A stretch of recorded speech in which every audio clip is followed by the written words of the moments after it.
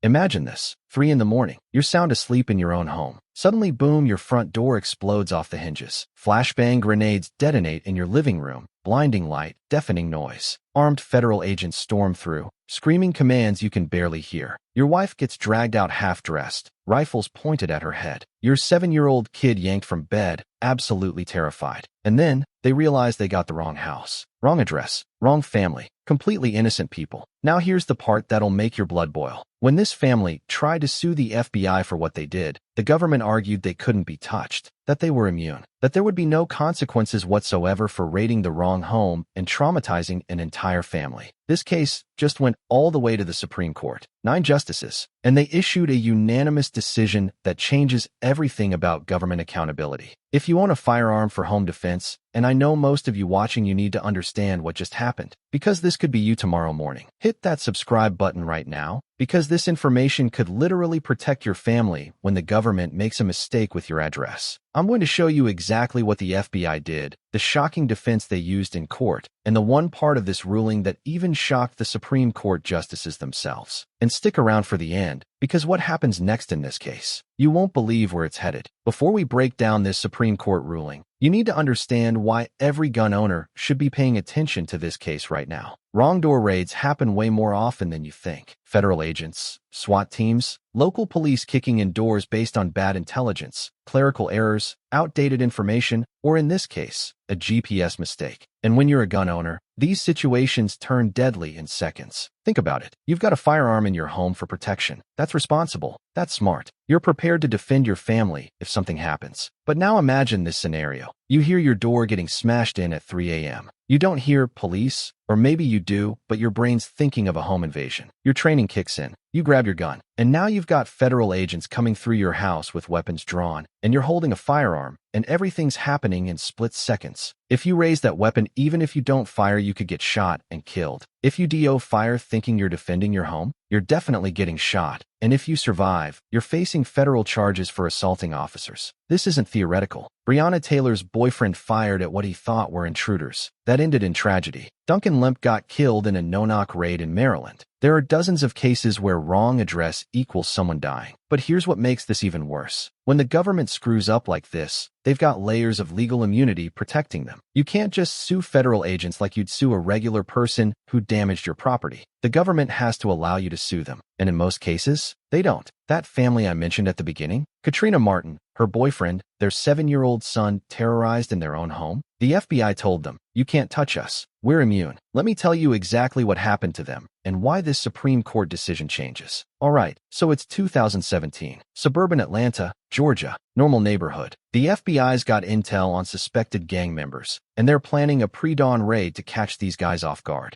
FBI Special Agent Lawrence Guerrera's leading the tactical team. They've got a specific target address where they believe these gang members are hiding out. Standard operation, right? Except here's where it goes completely sideways. Instead of using official FBI equipment, instead of triple-checking the address through proper channels, Agent Guerrera pulls out his personal cell phone, his personal GPS app, punches in the address. The GPS takes him to the wrong house. Completely different address, different streets, and that house. It belonged to Katrina Martin, regular woman, no criminal record, living with her boyfriend and their 7-year-old son. Just a normal family sound asleep. 3 in the morning. The FBI rams through their front door. No warning. Flashbang grenades detonate inside. Those things are designed to blind and deafen you. Complete sensory overload. The boyfriend's in a closet, probably thinking it's a home invasion, trying to hide. Agents drag him out in handcuffs. Katrina Martin's half-dressed, and now she's got rifles pointed at her face. Their 7-year-old kid gets yanked out of bed, absolutely terrified, watching his parents getting treated like criminals. The FBI agents start searching the house, right? Looking for these gang members, looking for weapons, drugs, whatever they expected to find. And you know how they finally figured out they had the wrong place? One agent saw a male sitting on a coffee table. I looked at the address on an envelope. Wrong address. Not from the people inside. Not from recognizing the layout was wrong. Not from any of their intelligence. They raided the wrong house and didn't know it until they saw a piece of mail. Can you imagine that moment? This family's traumatized, their doors destroyed, flashbangs went off in their home, their child's crying, and the FBI's standing there realizing, oh crap, we messed up. Now you'd think at this point the government would say, "We're incredibly sorry. This was a massive screw-up. How do we make this right?" Yeah, that's not what happened. What the FBI did next will make you furious. So the Martin family does what any reasonable American would do. They hire an attorney and file a lawsuit, not asking for millions, just accountability, compensation for what they went through. Their lawsuit was filed under something called the Federal Tort Claims Act, the FTCA. This law is one of the only ways regular citizens can sue the federal government when federal employees do something wrong while they're on the job. Normally, the government has what's called sovereign immunity. You can't sue the king, basically. But the FTCA says, okay, if we really mess up, you can take us to court. Except the FTCA has exceptions, lots of them, situations where you still can't sue even under this law. The FBI and the Department of Justice argued that two exceptions applied here, and therefore this family couldn't sue them at all. First exception, the intentional tort exception, says you can't sue federal agents for things like assault, battery, false arrest, even though that's exactly what happened here. Second exception, and this is the one that'll blow your mind, the discretionary function exception. This exception says if a federal employee makes a decision involving judgment or choice, they're immune from lawsuits about that decision. And the FBI's argument was this: Agent Guerrera using his personal GPS instead of official FBI equipment was a discretionary choice, a judgment call he made in the field. Therefore, he's immune. The FBI's immune.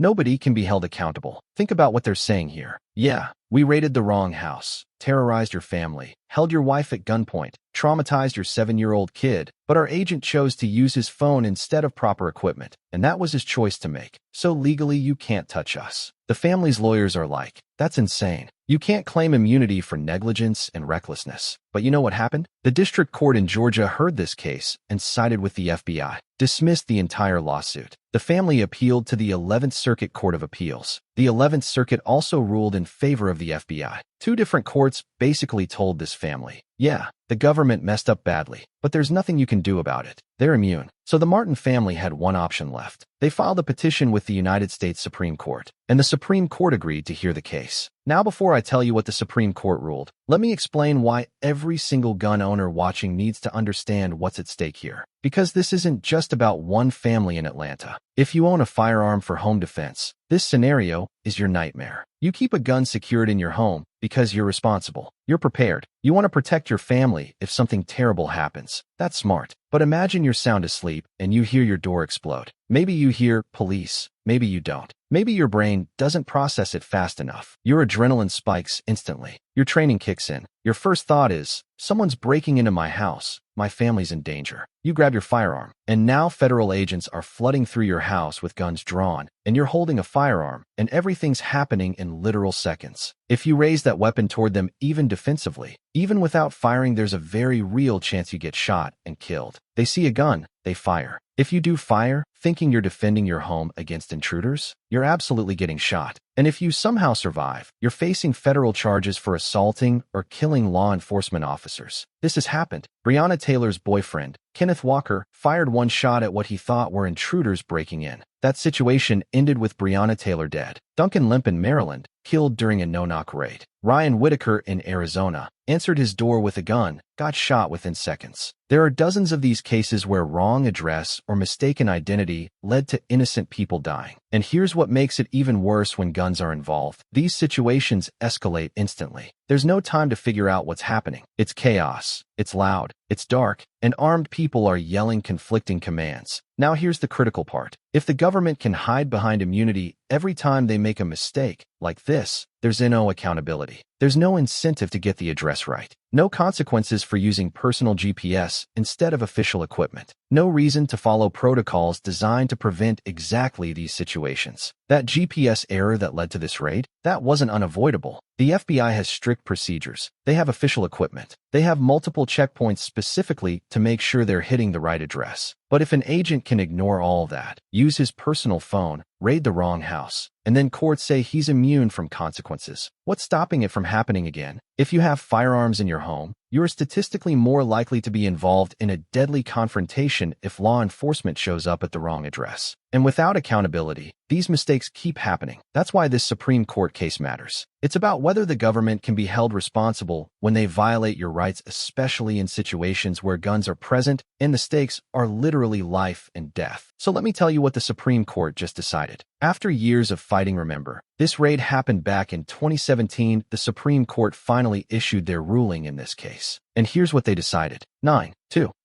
Unanimous. When you see a 9-0 Supreme Court decision, that's rare. That means every single justice, conservative, liberal, doesn't matter on the outcome. Justice Clarence Thomas, Justice Sonia Sotomayor, Justice Neil Gorsuch, all of them looked at this case and said, no, the lower courts got this wrong. Justice Gorsuch wrote the opinion for the court, and here's what they held. The government was trying to use the discretionary function exception as this massive shield. Their argument was basically, any decision a federal agent makes in the field is discretionary and therefore immune from lawsuits. The Supreme Court said, and I'm paraphrasing here, absolutely not. That's not how this law works. The court ruled that the law enforcement provision of a specific part of the Federal Tort Claims actively modifies the intentional tort exception. It does not give the government blanket immunity over every single decision an agent makes. The FBI can't just say the magic words discretionary function and make a lawsuit disappear. Lower courts have to actually analyze whether the government's actions really fall under that exception. They have to look at what happened and determine if this was truly a policy-based discretionary decision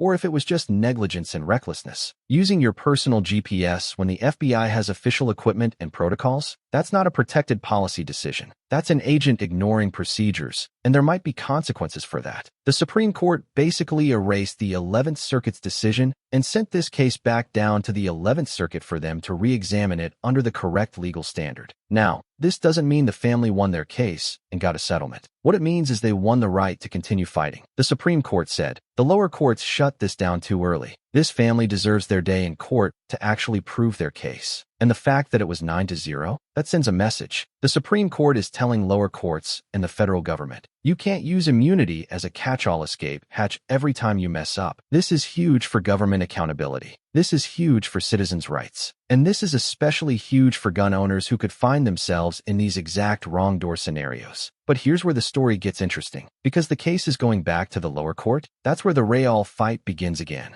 So the Supreme Court issued this unanimous 9-0 decision. The case goes back to the 11th Circuit. You'd think, okay, they'll quickly re-examine it and rule, right? Not so fast. The 11th Circuit ordered the Department of Justice to file what's called a supplemental brief. Basically, hey DOJ, the Supreme Court just ruled against you unanimously. Explain how this impacts your arguments and why this family still shouldn't be able to sue. The DOJ's response, we need more time. They asked for an extension, and their reason? The government shut down. They claimed that because of the shutdown, they can't work on this case right now, and they need until November 21st to file their response. Now, whether you think that's a legitimate reason or just stalling tactics, I'll let you decide. But here's what's clear. The federal government is dragging this out as long as possible. Remember, this raid happened in 2017. That 7-year-old kid who watched his parents get held at gunpoint? He's a teenager now. This family has been fighting for years just to get their case heard. And even after a unanimous Supreme Court ruling in their favor, the government's still finding ways to delay. Here's what's going to happen next. Eventually, whether it's November 21st or later, the DOJ will have to file their brief explaining their position in light of the Supreme Court ruling. The 11th Circuit will review everything again. They'll have to actually analyze whether the FBI's actions fall under the discretionary function exception using the correct legal standard. And then they'll rule. Either the case gets dismissed again, which seems unlikely given the Supreme Court's strong opinion, or the case proceeds to trial where the Martin family can actually present evidence and seek damages. But beyond this one case, this Supreme Court ruling sets precedent. It applies to all federal agencies: FBI, ATF, DEA, U.S. Marshals, any federal law enforcement. They can't claim blanket immunity anymore just by saying discretionary function. This creates accountability. And accountability means these agencies have to be more careful about getting addresses right, following protocols, and not terrorizing innocent families. If you're a gun owner, that protection matters, because the next wrong door raid could be your door. All right, let's bust some myths about this case, because I've seen a lot of confusion online about what this ruling actually means. Myth number 1, the family won and got paid. Reality, no, they won the right to continue their lawsuit. The Supreme Court didn't award them damages. They sent the case back down to lower courts for further proceedings. The family still has to prove their case and win at trial. Myth number 2, this ruling means you can always sue the government now. Reality, Not even close. The Federal Tort Claims Act still has tons of exceptions. This ruling just narrows one specific exception/discretionary function, so it can't be used as a catch-all immunity shield. The government still has lots of legal protections. Myth number 3, this only applies to the FBI. Reality, this precedent applies to all federal agencies. FBI, ATF, DEA, U.S. Marshals, any federal law enforcement that operates under the FTCA.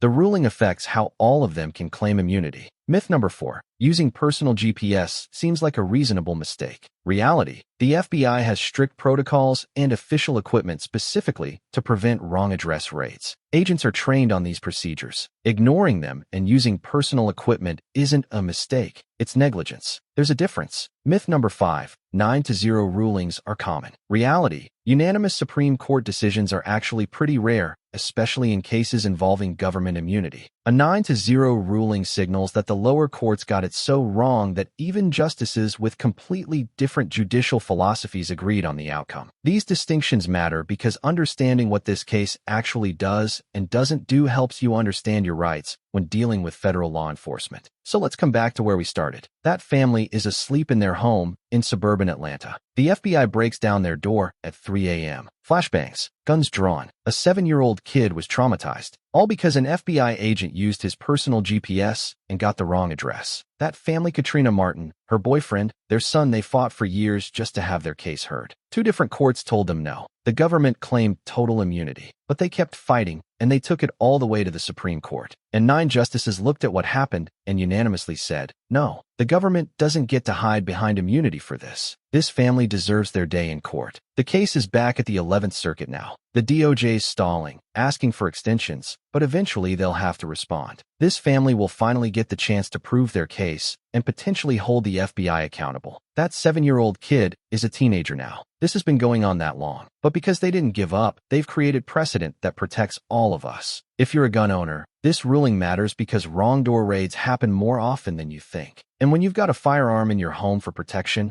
these situations can turn deadly in seconds. This Supreme Court decision narrows the government's ability to avoid accountability when they make these catastrophic mistakes. It's not a perfect solution. The family still has to win their case. The government will still fight them every step, but it's a crack in the armor. It's accountability where there was none before. To recap, FBI raided the wrong house using personal GPS. Family sued under Federal Tort Claims Act. The government claimed discretionary function immunity. Lower courts agreed. The Supreme Court said no, 9-0 unanimous. Case sent back for proper review. Government accountability just got a little bit stronger. If you found this breakdown valuable, hit that subscribe button right now. We cover Second Amendment issues, gun rights cases, and legal developments that actually impact you as a gun owner. Ring the bell so you don't miss updates on this case as it develops. I've linked the full Supreme Court opinion in the description if you want to read Justice Gorsuch's reasoning yourself. It's worth reading. Drop a comment and tell me, do you think the FBI agent should face personal consequences, or is sending the case back to court enough? Should individual agents be held liable, or just the agency? I want to hear your thoughts. And if you want to see another case where gun owners' rights were on the line at the Supreme Court, check out this video right here where I break down the Bruen decision and what it actually means for concealed carry. Quick reminder, I'm breaking down what happened in this case and what the ruling means. This is not legal advice. If you're ever in any situation involving law enforcement, get an attorney immediately. Know your rights, but get professional legal help. This case reminds us that government accountability matters. Even federal agents aren't above the law. Even the FBI can be held responsible when they violate citizens' rights. That's what this country was founded on: nobody above the law, not even those in power. This family fought for years to prove that principle. And because they did, they've made it just a little bit harder for the government to hide behind immunity the next time they kick down the wrong door. Stay informed, stay prepared, and never forget your rights only exist as long as you're willing to fight for them.